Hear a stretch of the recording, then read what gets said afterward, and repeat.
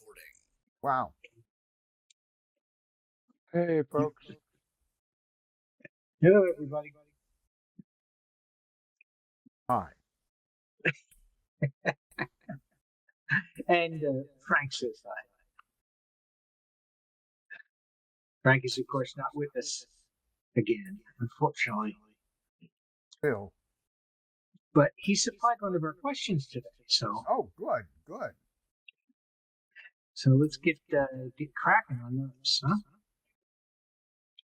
All right.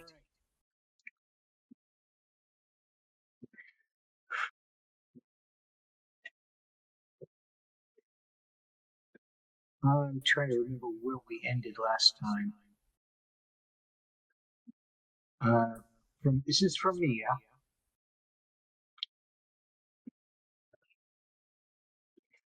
A lot of game books contain a GM advice chapter. What do you think about that? And what GM advice do you believe when you were younger that you no longer agree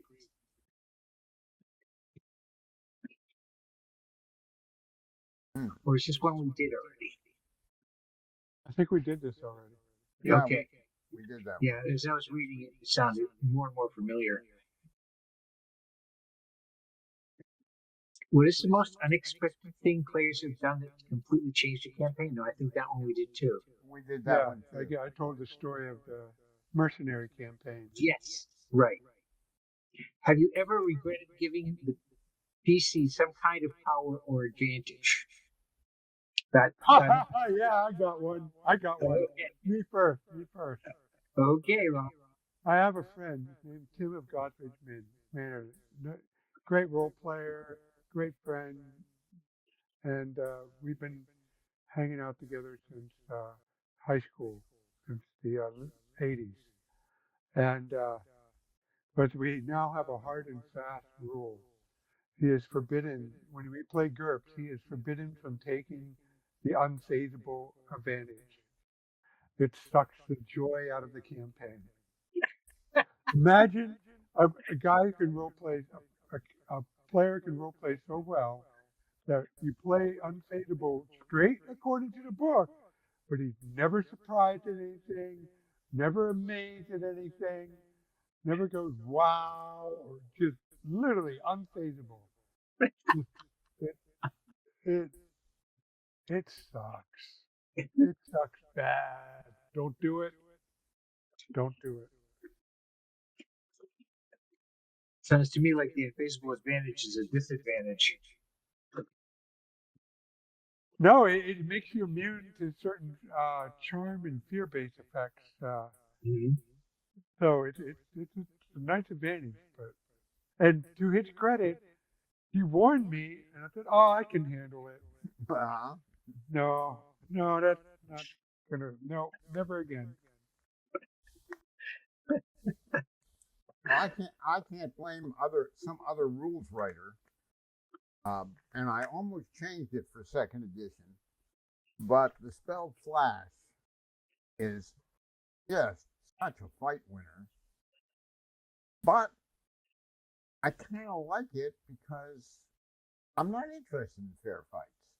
If my player characters ambush somebody, flash them, get them stunned, and then take care of the matters without taking any casualties,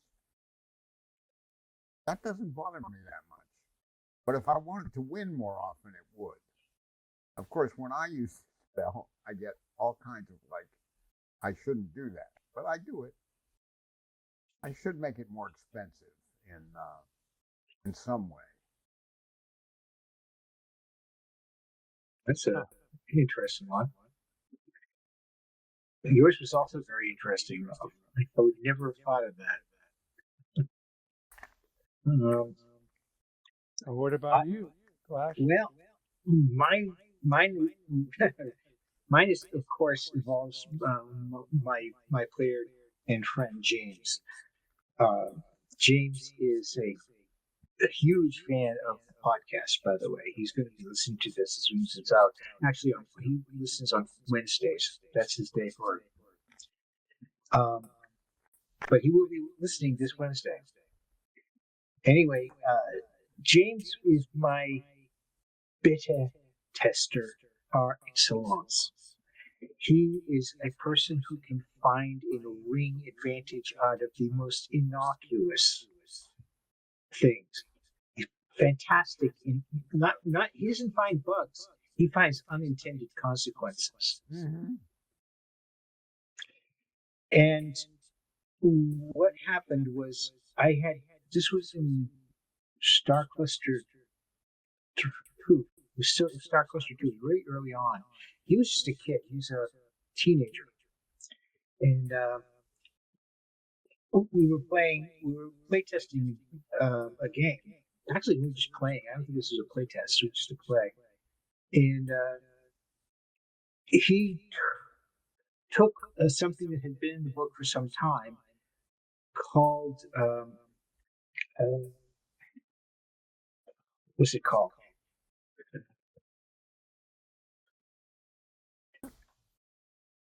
It basically allowed you to avoid something. I'm trying to remember the name of it, and it's not coming to me. Anyway, he took it, and not only did he take it, players have done this all the time, but he took it and he focused his character around it, and made it a mastery. Mastery in Starcluster means you're not just good at it, you're way better. It's a level you get, and you're just so much better. When he did that, I found it absolutely impossible to do anything to him. He just avoided all consequence of anything he did, unless it was pure physics. If he jumped off a cliff, he would have fallen, but that's different. And I had to take that thing right out of the book. That was no longer in the rule system after that. I could see other people doing it and screwing your game up totally. Well, that's what a player like that does for you. They're great, as long as you play testing. That's just one thing that you found. He's great at this, just fantastic. He's a wonderful role player too. So, hi James. All right, that was an excellent one. Did Frank?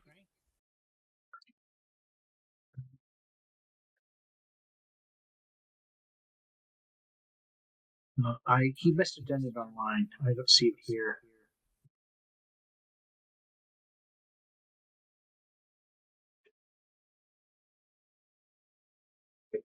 Oh, here it is. Good.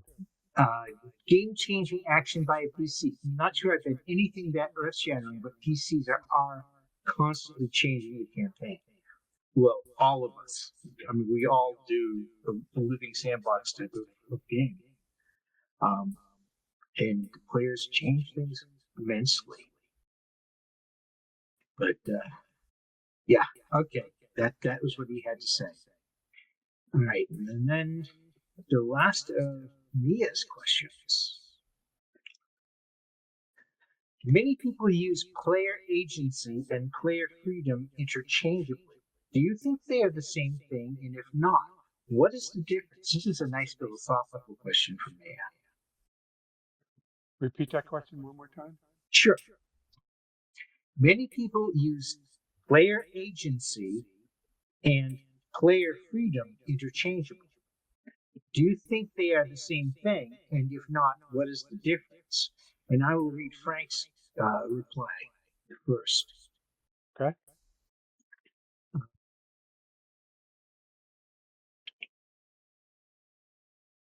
This doesn't.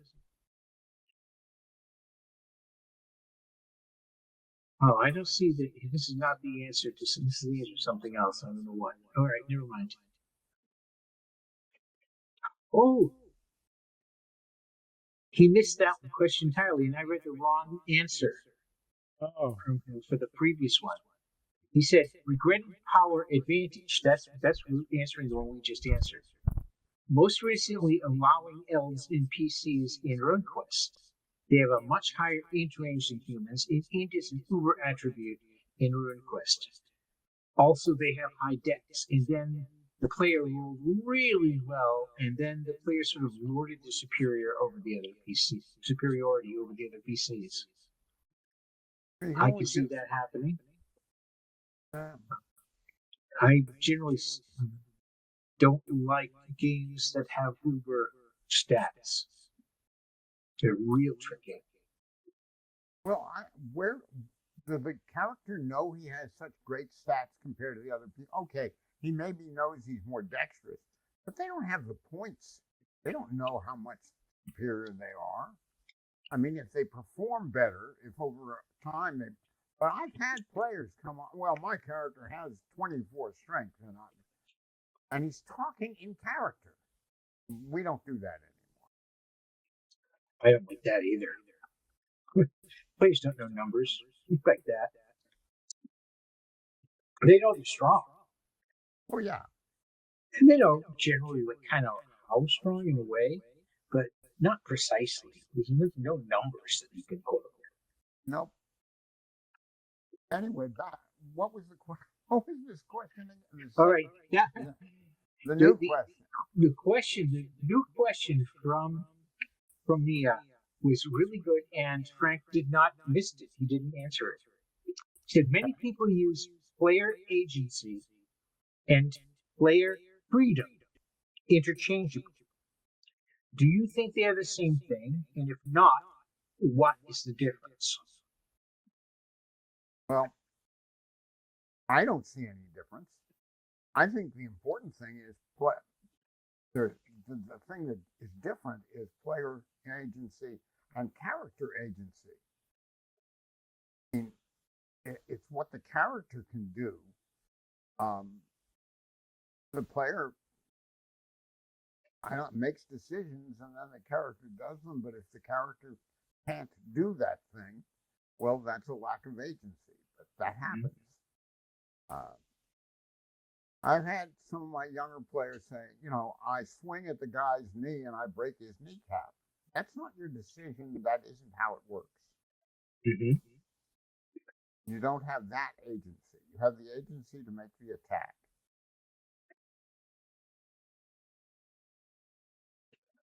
Yeah, I agree that there's a difference between player agency and character agency as well. So to me, is character agency is what you do as your character, and my Sandbox campaign, you can do anything you want to do as your character. Um, that is the hallmark. And player agency is what you can do as a player within a campaign. And basically, it consists of anything you can do that the character cannot do. Now, in my campaigns, there's not a whole lot of player agency because there's there's not a lot of things you can do outside of role playing your character. And but in other campaigns, you can play fate points. You can describe. You have an opportunity to do a flashback and Blades in the Dark. These are all examples of decisions that you can make as a player that have nothing to do with what your character can and cannot do in the campaign. They may be about your character. So I would say characterize the difference is that it is the difference between the two agencies is when you can act as your character versus acting for your character. Metacurrency is a lot of player agency, Mm-hmm. and I'm against it. I agree. I don't like metacurrency. I like things that are part of the character, part of the setting. That's what I enjoy working with.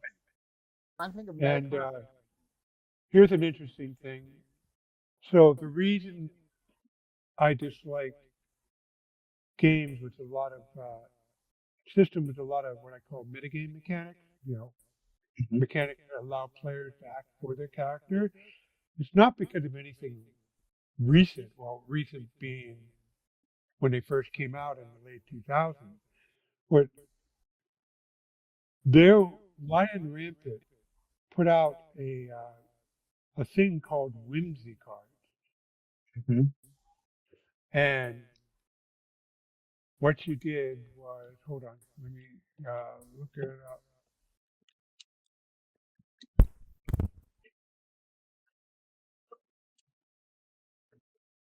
Yes, it was a deck of 43 cards, and each card had a distinct um, story element. Let me see if I can find an example. You could still get them online. So, oh yeah, here we go.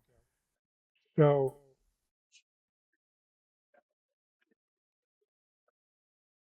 so you get so many cards, and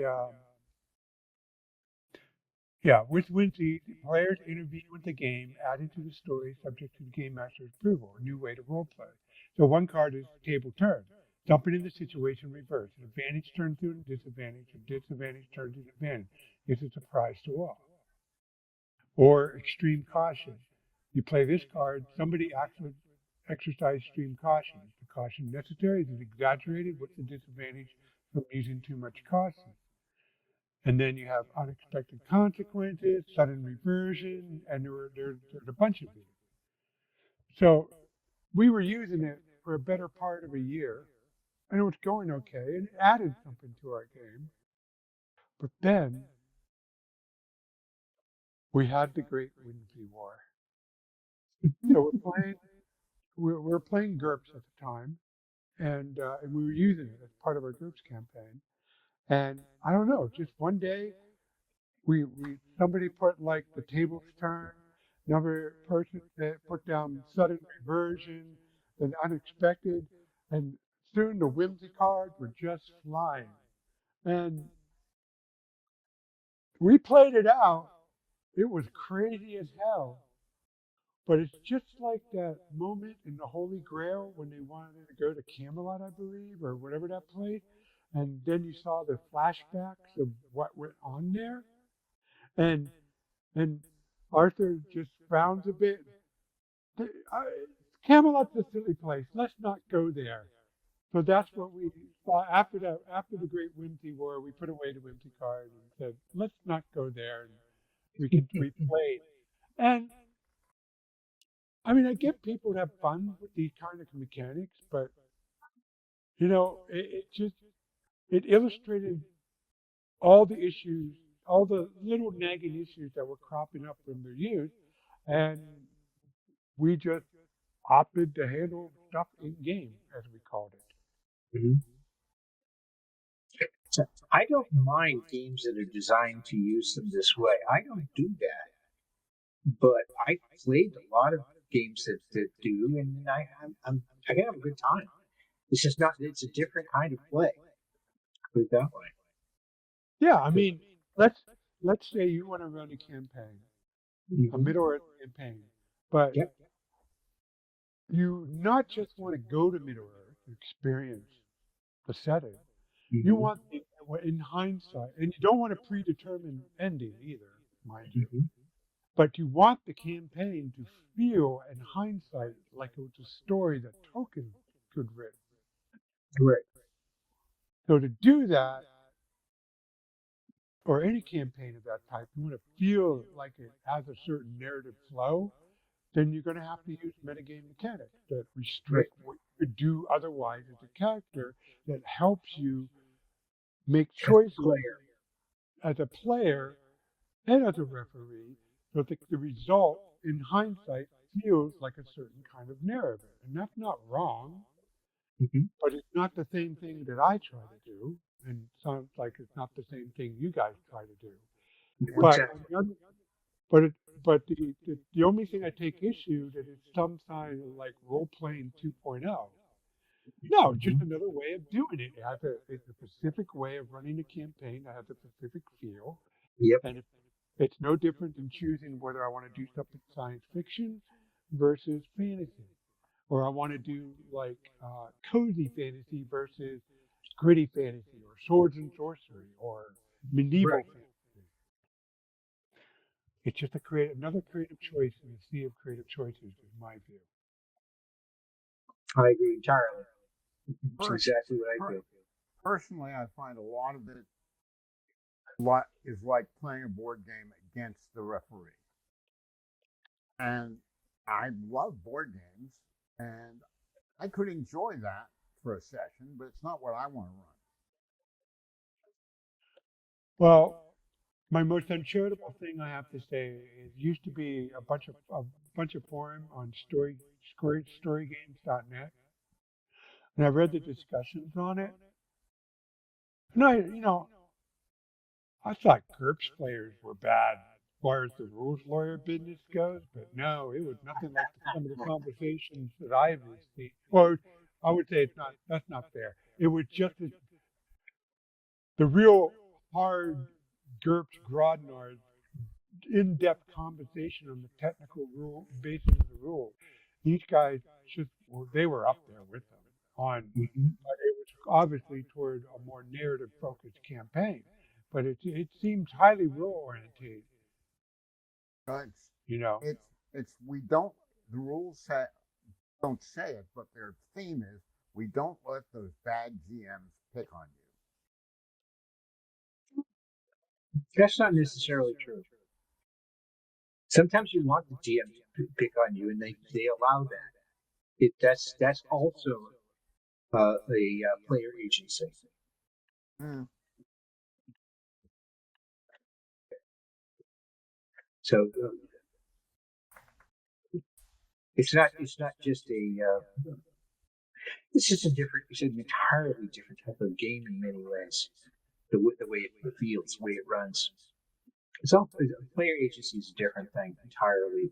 Character agency is very important to me. me too. And I know it is to Rob. Yeah. Oh Oh, yeah. oh yeah. Yeah, and it started out pretty straightforward. I was a war gamer before I ever role played, and I found that I like setting up the setting and seeing what the players do to trash my setting. Exactly. And Hmm. I like the fact that because of role playing, it was about playing an individual character. It didn't seem the scenarios were much more broad and free form than anything I ever played with an Avalon Hill or SPI war game. Yep. And, literally anything could happen. And I really, I never had an idea things ought to go in a particular way, and I never treated parts of my setting as a precious gem. And I did have arguments over some players, disagreed with how I role played an NPC and thought they wouldn't do that. That's normal. You get that all the time. Yep. That's just people. Yeah. So we getting a question not from Mia now? Yes. We get one from Asen, which Okay. is like which is like the right hand of the devil is to the left. Okay, Asen asks, what's the biggest destruction a PC has caused in a session? Did he or she get away with Well, I have to give the response I gave on the pub. Why is everything about Mia?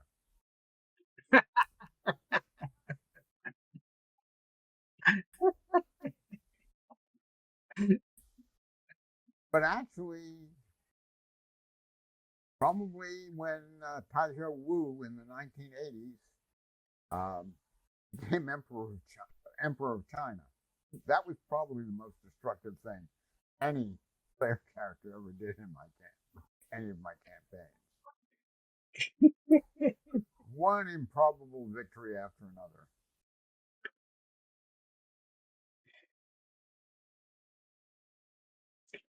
and it just screwed things up. Well, it made that setting hard to play. Mm-hmm. And we've been playing that setting for a couple of years, and I don't even have it like ready to publish or anything. Although the Silk Road reaches it, so characters from it can come into the Silk Road, and people from the Silk Road could go there, but I don't have the setting all set up. It's kind of Silk Road is peripheral to that. Yeah. So I don't have like a most destructive thing. I have some pretty big game changers. So back in the 80s, my first college campaign, the PCs managed to kill the World Emperor of City State of the World Emperor in Judges Guild. That was a pretty tough cookie. I forgot what level. He was like 16th level or something. And the parties were like 12th or 11th, 10th to 11th level, AD&D. Mm-hmm. So, they managed to maneuver the guy to basically catch him without all his guards. So that's why they were able to triumph. But it was a tough fight. Then there was a campaign where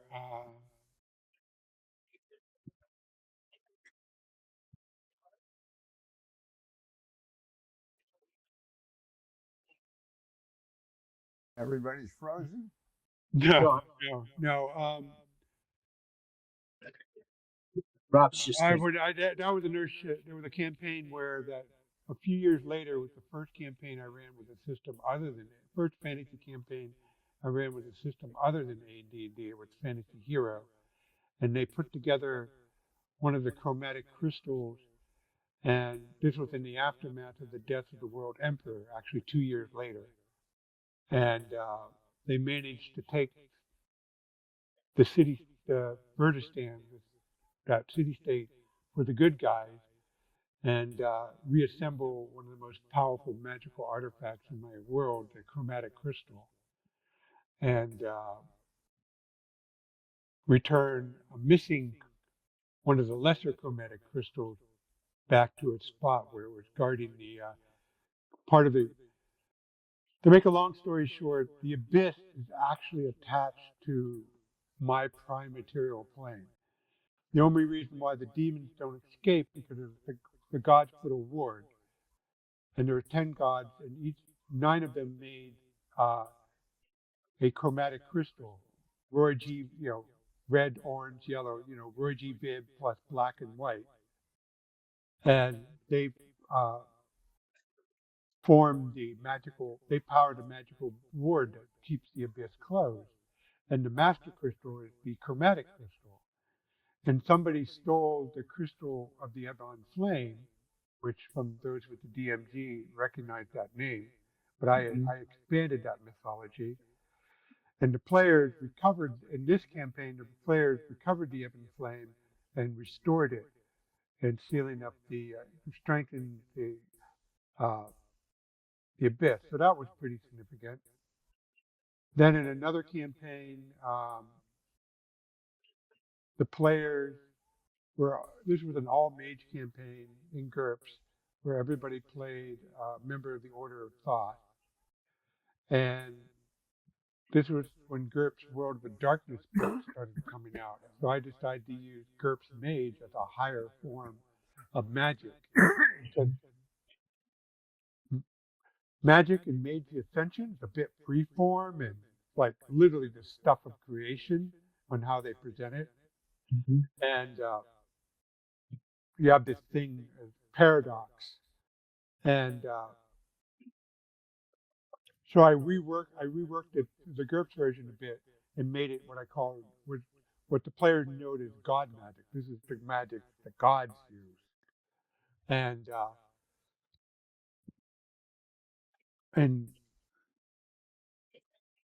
so one of the campaign, so it came to a point where the two main characters were at odds with the order, with their parent order in city state.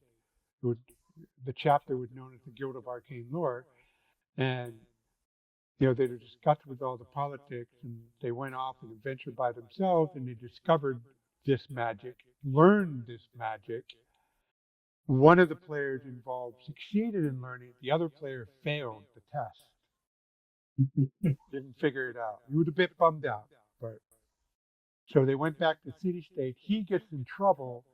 So the player that knew God magic came in, and he just literally busted through all the magical shielding, and it was like total chaos, and changed the fate of the Guild of Arcane Lore and City State forever.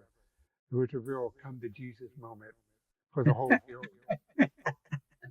And Did they call it Garl? huh? Did they call it Garl? Garl, the Guild of Arcane Lore. No, I don't think they missed that one. But and then I guess the last real big game changer was it was one of the campaigns I used my Majestic Fantasy RPG in, and the players learned. So in the metaphysics of my campaign, the gods aren't really gods, even though they're worshipped as gods. They're more teachers. They consider themselves teachers. And the demons are the evil who turned away from the purpose, but they were sent, the gods were sent by the One, the creator of the universe. Yes, God, basically. And their first attempt at being teachers didn't go so well and resulted in the Dawn Wars, which which one faction became as the demon, tried to impose their will on creation, killed many of the gods, enslaved many of the mortal races, created all the myriad races that we see in the campaign, the dwarves, the centaurs, the lizard men, everybody but the two original races, which were humans and elves. But eventually the gods won and freed everybody, and the demons were imprisoned in the abyss. But so they decided to operate through faith, that their physical presence among the mortal races would cause the original problem. So they operated to operate for fortune and teach through signs and portents and prophecy. Well, one of the gods objected to this. His name was Horus, and he he objected to this, and over the centuries, he formed a rival philosophy, so to speak, in the desert. And yes, I was borrowed a little from Dune, and uh, but he taught the only true God was the One that created the universe. The only problem he had that the One in this world chose not to reveal himself, so he just, like the other gods, he had to persuade the mortals to his philosophy. But anyway, he was causing problems in the desert, and it was a threat to the local realm. And the players in this one campaign got wind of it, and they managed to. And you got to understand, this was set 20 years in the 2000s, 20 years after the campaign, where another group of players had the chromatic crystal. But those characters, as older NPCs, were still around. And this group convinced them to let them have the chromatic crystal. And they went and they hunted down Horus, used the chromatic crystal to zap him. Wasn't an easy fight. I know I'm making it. And basically what they did was they transported him to where that gateway to the abyss was, and they opened it up slightly and threw him into the abyss and sealed the abyss up. But that was a pretty epic ending to that campaign. Throwing a god down the toilet, yeah. Throwing a god down the toilet, yes. You got some stories, Bill? Hmm? Do you have some story? Well, the history of or mythology of my campaign, I was reminded of it that the gods hadn't created any people, and this one god created trolls, and they are the oldest people, and all of the other gods objected um, on the grounds of, well, trolls just aren't very pretty or kind, and they thought he was aesthetically incorrect in creating trolls. So then they started creating the other species, and we have the mess we have today. But Okay. none of that was in campaign. That's all just the legends a lot of people believe, and that sort of guide my way of working with the different peoples.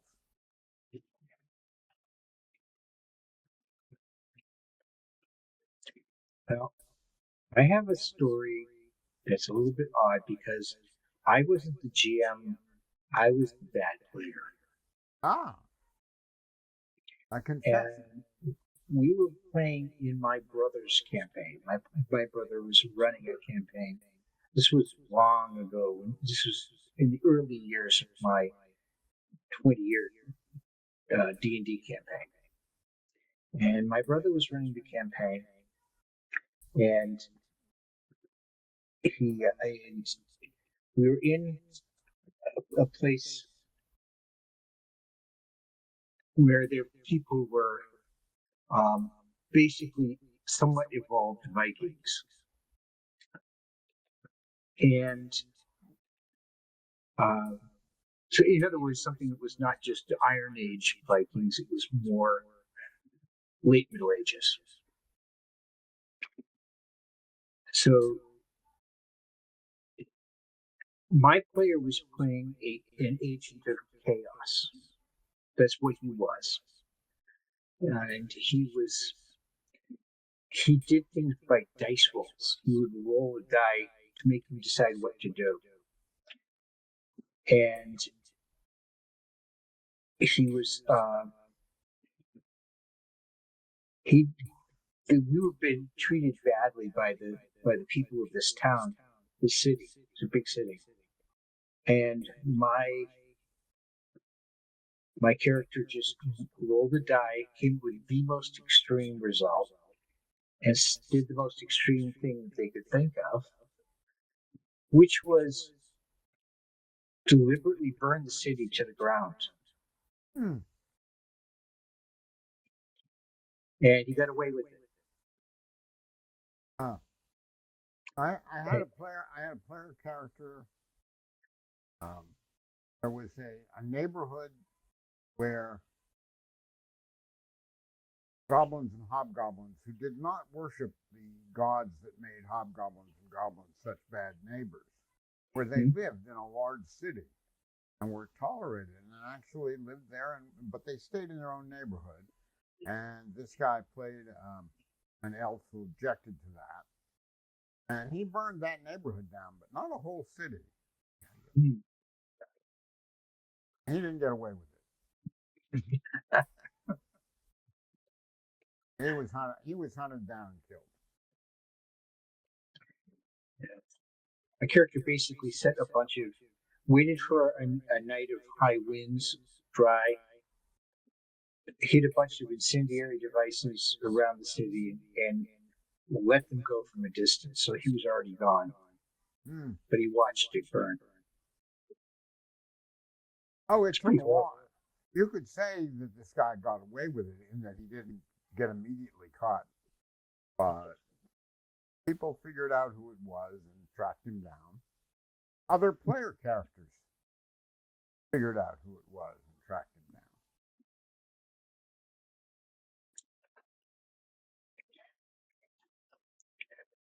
Okay, so I think we've all covered those ones.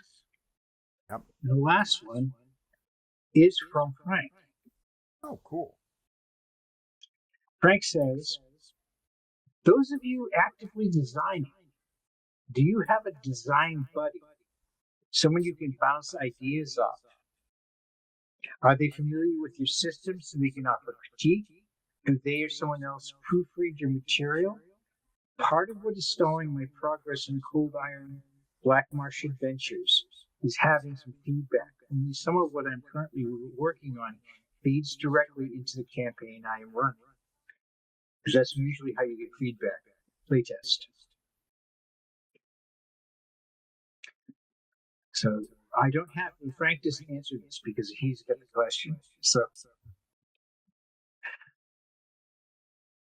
Well, to be honest, Frank, I'm half in the same boat with you. I mean, see, my problem is all my friends are like to publish and like to publish have publishing gigs, and so they have all their own thing going on. So I don't get a lot of critique on my Majestic Fantasy RPG, although all of them have played it and have commented on it. But I say only half, which my Majestic Fantasy setting and my Majestic Wildland setting is a different story. They know it well. They played it many years, and I get continual feedback on my settings. They ask me about this. They ask me questions. They say, "Hey, Rob, why don't you write about this?" And I'm interested in that. So for the setting, I do have a fairly rich, a nice group of friends that I can bounce things off and share things with my rules.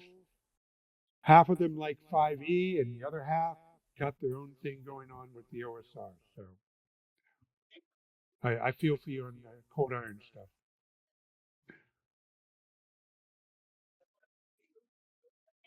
Bill? I've had people bounce. It's more they bounce the ideas off me, and I decide whether to adopt them. I mean, after my first edition was out, and I had these two methods of action resolution. You know, a D20 roll with a goal of making 21, 31, or 41, uh, with added things. Well, you played it. And a percentage roll where you were rolling under your percentage and you had a number of tries to reflect the difficulty. If you had 5 tries, you probably didn't have to roll. If you had 4 tries, you got 4 rolls to roll under a certain number. And if it got really difficult, you had to roll twice and make it both times. And there was a spell in the book where you had to roll 3 times and make it 3 times. And I had a character, not a character, a player who runs the game in France who wanted to change everything to the percentage dice. And I really looked at that. I couldn't make it work. And he couldn't make it work, but he complained all the time about it anyway. And back then, running for somebody in France was just not something I would have thought of. So we never played together. And he bought the second edition, and he was very disappointed that it had changed all to D20. And I told him, you can use the multiple rolls, the percentage dice. They aren't forbidden, and he does.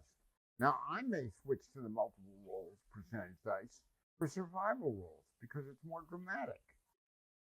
A person may have an 80% chance of that. All they have to do is avoid rolling like a 3 or a 2 or 1 on a D20. And that's just not dramatic. But in the multiple roll system, they may have 4 rolls to roll under 30. And they may miss a couple times. And then when they get on the third roll, it's a big deal. So, but most of my players aren't familiar with the multi-roll system. And I don't think I'm going to even use it for life saves, but I'd like to. It would be cool. And then I have Bruce that I talk to all the time, but he doesn't have a computer. I remember when he started to decide which one to buy because it was 1980. And he doesn't have a smartphone, so he can't play online. But we talk about the rules all the time. Well, that's good. For one thing, he remembers what they were in 1980, and I don't. So I'll talk to him about it, and he'll say, "Didn't we used to do this?" And sometimes it's a good idea. We used to do some good things. Yeah, sometimes I agree. Sometimes you forget how you used to do it. You do it some other way. It's convoluted and stupid. And someone says, "Hey, why don't we do it the way we used to do it?" And I go, "What's that?" Now, Austin Okay, has so some good ideas about my Silk Road setting, Mhm. and I think he should write a supplement and publish it because I'm not doing any more work than I have to. I am enjoying the hell out of the Silk Road. By the way, I'm really enjoying that setting too, as well as all the else. Yeah, none of you have ever played in my more D&D like setting, in the wilderness Nope. setting. I may run some sessions in that in the future. If you look at what I've released, almost everything that I have done is with a co-author because I work best as a team with someone else. That's how I work best. And I work principally with two other people. One is my son. His writing name is Claxon. And the other one is a friend of mine I've had since my 20-year D&D game. He came in more than halfway in that and was a player in that game. And that's Albert Bailey. And Albert is he's a plasma physicist and a brilliant guy. And he's my tech touchstone. I mean, science touchstone. I work a lot of science fiction. I work a lot of hard science fiction. And I talk with him about everything that I do. So there's always an explanation. It may not be current. It may not be a workable in current science, but it's not impossible. So he and I always work this stuff out, and then we work out ways of making it simple to use in the game. That's important. Which is really important to me. There's a lot of really deep science in Starcluster. And we write things back and forth to each other. A lot of times we write articles for each other as if it was real. And I publish these in the magazines. I've got 4 or 5 of them out there. Starcluster 4 magazine. We have 2 boxes and we have magazines. And the magazines are stuff that we're sending to each other, just ideas or explanations. How does this work? I have one where I wrote that takes, like, how does a jump drive work? What is it doing? What are all the parts to it? What is the flow? And so that's the kind of thing. He wrote one on how does morphing, what we call active materials work. How do they work, and what are they made of? How do you program them to do things?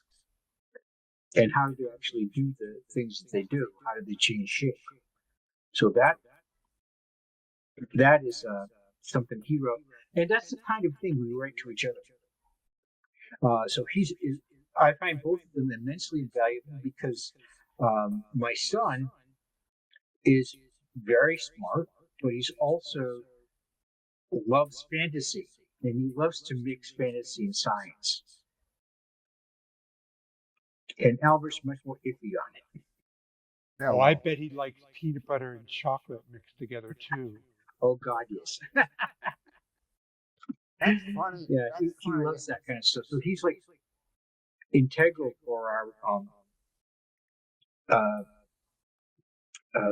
Majestic kingdom that I'm writing. This is like he and I are working on this very tightly. Albert has a more, peripheral part in that. That's a Play Games rather than because it has magic.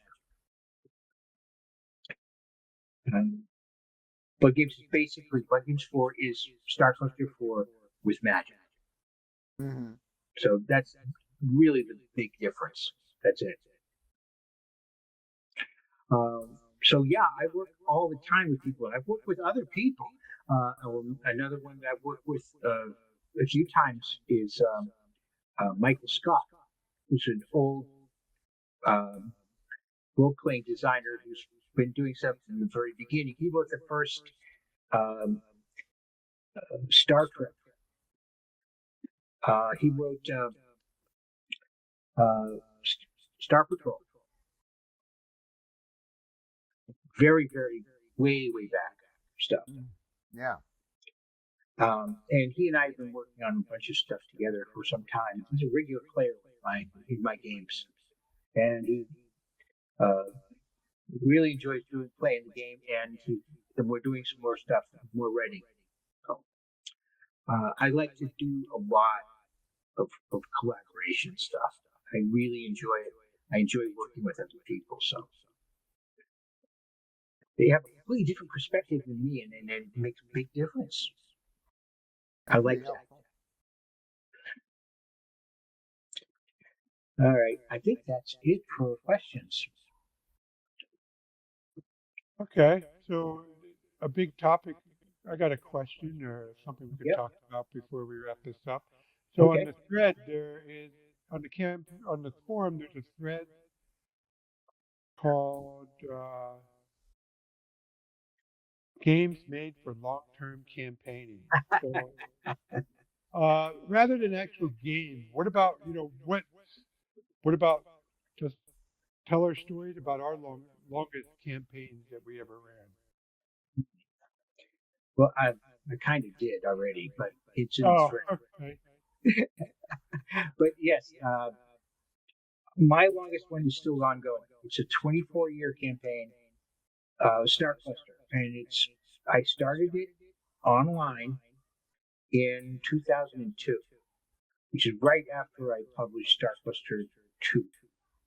No, it was just before, and then we moved to Starcluster 2 immediately after. It was played over IRC because we didn't have, you know, um, the tools we have now like this. Um, but we had a really great time. We enjoyed all text. Had Marco Chacon, who wrote Jags, was a player in that game. Uh, it's still going on.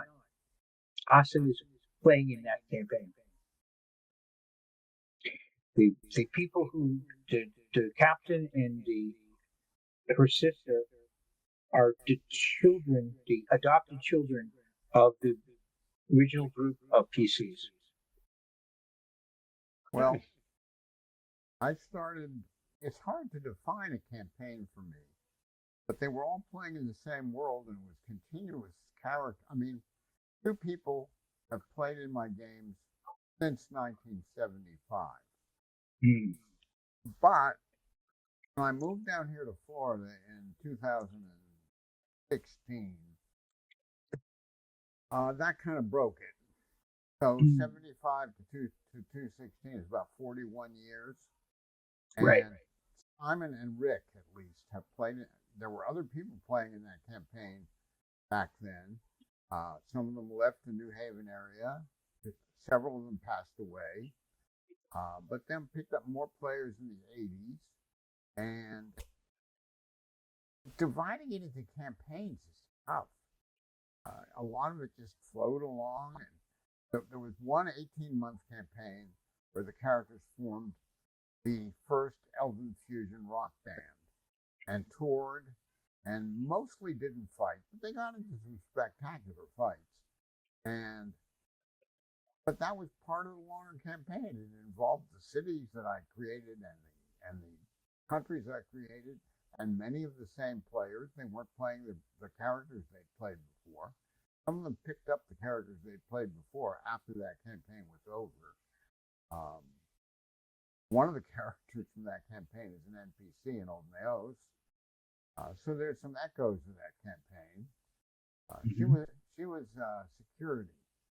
She'd been a bouncer in the first bar they played in, and she became security for the band when it went on tour.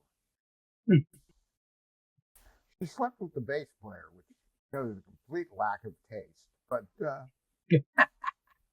and that was when she was a player character, so it wasn't my fault. So yeah, that sounds awesome. But that's basically what my 24-year campaign is. We have had different groups of players, sometimes unrelated, but they all are dealing with the consequences of what has already happened, caused by the other players. Things echo back and forth. It's all one continuum. So I consider it one campaign. I think it is. I think the players on my Old Nails campaign are playing in the same campaign that people played in the 80s and 90s. The city got a lot less dangerous when the players in the 80s and 90s were working hard at keeping it less dangerous. But after for the decades that followed, it got more dangerous, and the characters today are dealing with a tough situation. Although it's a lot less dangerous since Catalina put so much work, and Strackhill put so much work into it. The lower level characters are dealing with a less dangerous environment because of them. Rob? Well, the longest campaign I ever ran was in the 1990s using GURPS. It took over a space of 3 years, with a hiatus in the middle. So the first part was focused. So I have two friends, Tim and Dwayne. Tim played basically a fighter type in GURPS. He was basically in command of all the troops in this group. And Dwayne was the leader. Or Tim played, the character's name was Dracolindus. And Dwayne's character's name was William Endrel, and he was a merchant. Well, I wouldn't say a magnate, but he owned a ship. They took a bit, wealthy advantage. They created their GURPS characters so they were a little bit more established than usual. And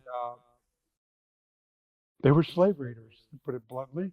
They raided Vikings, enemies of city-state of the Invincible Overlord. And I don't know if people are familiar with city-state, but city-state has slaves. And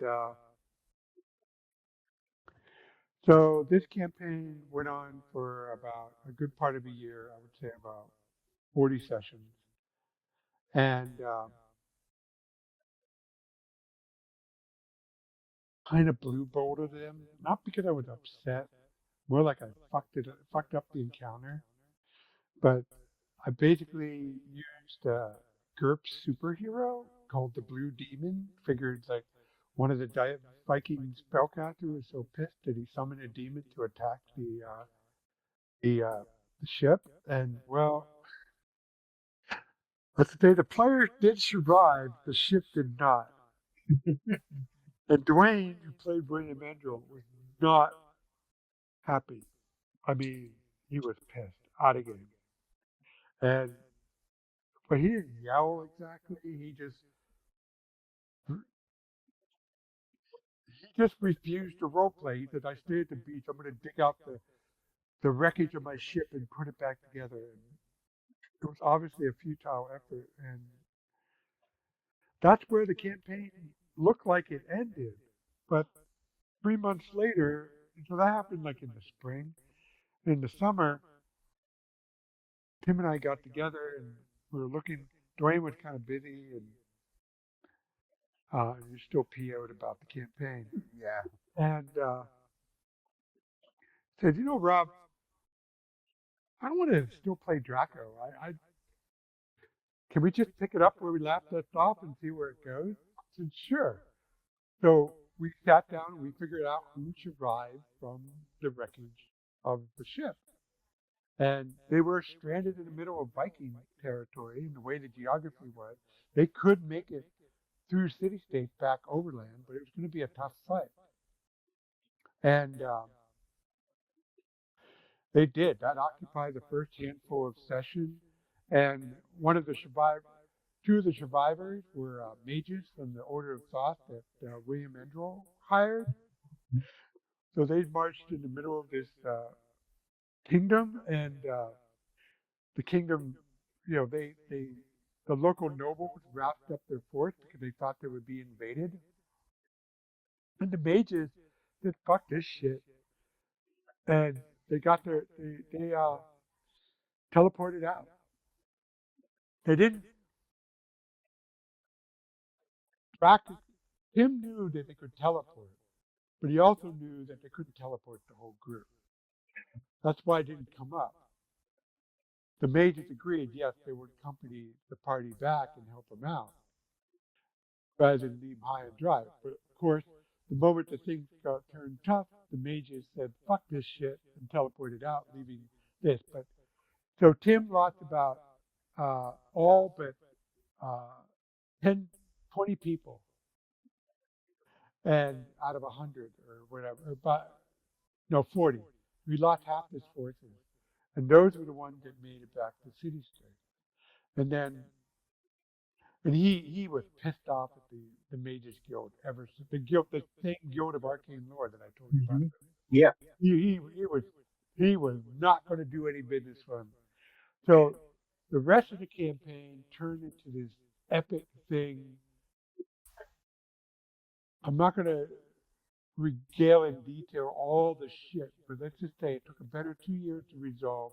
It involved him kidnapping a duke, marrying that same duke's daughter, going into a rival land, becoming a mercenary, taking over half of that rival land, and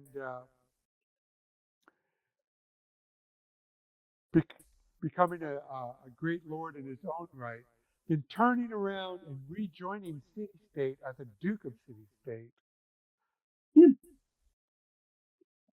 And that's where the campaign kind of, and they went back into time, almost killed the dwarf, Atrobilorian, who saved City State, who was a founder of City State. So the City State was a city before then, but it was going through a time of trouble, fall of a Rome kind of deal. And it was about to be overrun by hordes of orcs, and who already took out a dwarven city called the Majestic Fastness, and a bunch of dwarves led by a dwarf named Atrobilorian sought refuge, and he was instrumental in saving City State. And later on, City State helped his people reestablish a dwarven realm called Thunderhold. But these players went back in time and they met this dwarf and they almost killed him. They didn't know who he was. They almost killed him. I legitimately got him out of the way. It was touch and go. I thought I was going to have an alternate history there for a minute. Oh yeah, time travel. But the timeline was different. But anyway, this campaign had it all. And were those mages who deserted the party, were they player characters? I'm sorry, what? Were they player characters? The mages. Who teleported No, they were not players. They were NPCs. What I did was I used the personality tables from the DM's guide to roll up my NPC's personality. And these guys were scumbags. They were scumbags. Dwayne, the player who played William Endrell, knew they were scumbags. That's why they came on Slave Raiders. Right. not everybody in City State is a bad guy who's a slaver. It's a controversial thing even within City State, and the Mages Guild in general don't like to deal with the slavers, but these mages, well, if there was gold involved, they were willing to hire out, even if it's slaver. Oh, and the player, Dwayne's player, heard about what was going on with Tim's character. Think he grew a little envious, so he returned. But we didn't. We were kind of hinting at what we were doing, but we didn't really fill him in. So the first session back was right in the middle of him kidnapping the Duke of City State, one of the Dukes of City State. So he was playing catch up the whole time and wondering what the fuck was going on. So it was. Oh, and that campaign also had. That's where I built my swamps of Acreon, the home plane of Serath. Well, in this, I called him by the original name of this campaign, Set.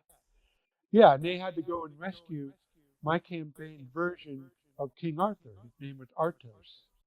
And Serath imprisoned him as part of this plot to destabilize his realm. And Dracolindus and William Endrel went in there, and they didn't know what they were getting into, and they were challenged like they were never challenged before. And at first they thought they were goose was cooked because they go into this, and I looked at my encounter key, and they ran into the island that was really a turtle dragon. So, and this turtle dragon was a minion of Set, and so he knew that these guys were interlopers, and he lifted up and he said, "Yes, I'm taking you to my master, who, well, it wasn't Set himself, it was one of the sons of Set." Yes, I used some of that from Dark Tower.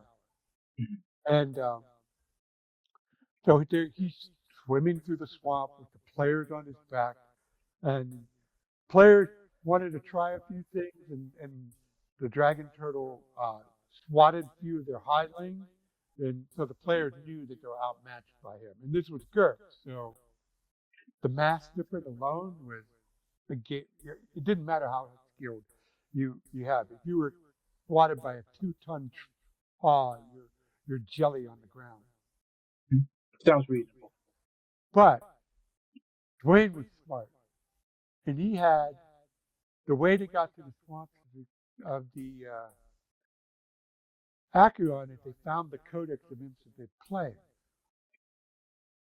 And he said to the turtle dragon, he said, "You know what? I'm tired. Can I sit on your head?" He said, "Sure." So he sat on his head. "You mind if I read my book?" "Go ahead." So he read the Codex of Incident Play, and the way I built it in GURPS, that it formed a 30-foot globe around you and transported anybody within that globe through another plane. So the dragon turtle's head was less than 30 feet. So they transported the party, the surviving members of the party, and the head back to City State. Oh, jeez. So they did go back to the swamp, but that head, so they had that head, they allowed, they hired the Salters Guild and the mages to strip the head clean. They could take whatever they want from the head, the flesh and everything, but they had to leave the skull. They wanted the skull. And they bought this inn in City State called the Red Pearl Inn. So they completely ripped it out and rebuilt it around the dragon turtle's head to form the main bar room. Oh, God. They renamed it the Dragon Skull Inn. And that, well, so it's no longer there because of events that happened later, but for a long time, for a better part of 15 years, whenever I ran a city-state a campaign where people visit city-state, players saw that the Dragon Skull Inn. The only reason why it's not still there that years later I had this meta plot called the City-State Civil War, and it would form the background of what's going on, and we decided to resolve the city-state city war and do a time jump in my timeline, a 15-year time jump. And my friend Dwayne, who I mentioned earlier, he is an absolute god at making war games. He never published them, but he was great at it. So he made this war game called City State War Game, and it was a Euro game, with cards and tokens, but it was set in city state. So, and we played it a couple times, had a huge fun. So we decided to set up this game for all the marbles. Mm-hmm. So it's going to be a 4-man game with one player playing the mages, one player playing the nobles, one player playing Tim playing Dracolinda's faction, Dwayne playing his character's faction, which was not William. It was an earlier character called Dvorak, who was a follower of Set. But the guy who was going to play the mages didn't show up. So it was a 3-man game. And I have it on my blog. And Dwayne won. But the results were such was he barely won. The nobles came in second. But Dracolinda didn't get wiped out. He got a little bit behind, was never to catch up, but we were not able to break it down. But Dwayne won the victory condition. I was only 2 points behind. Tim was only 2 points behind. So what I ruled as the result is Dwayne formed a coalition government with the nobles, but he became his character Dvorak, who was what I call a Meridian of Set, basically an anti-paladin, but lawful evil, became the new overlord. But the Dracolindas broke away from city-state and formed his own empire called the Dragon Empire. And so the Dragon Skull Inn,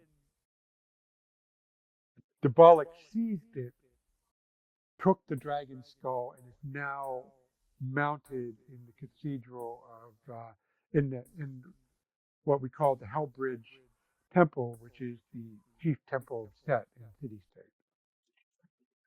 Very cool. It's like venerated as like you would a saint skull or something. Yeah. That's so badass. I love it. Yeah, and the thing is, my campaign is littered that, and some of it made into my Majestic Fantasy Realm, not to go in sales mode of it. Some of it made it in there, but the bulk of it, if I'm lucky, in 2 years' time when I work on I took all the original material, excised all the Judges Guild IP from it. So all that stuff is going to go and make its way into what I call the City State of Eastgate. Excellent. So that is the most consequential, longest running campaign I ran.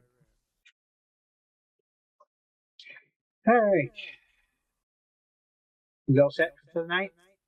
Yeah, I guess I talked. I'm sorry, Bill. I rambled for 20 minutes. I was done. I was listening. That was no problem. It was a great story. No problem. Yeah. All right. So we'll go now. Say bye, everybody. Okay. Bye-bye. See you next time. Yep. Those questions. Absolutely. We need questions.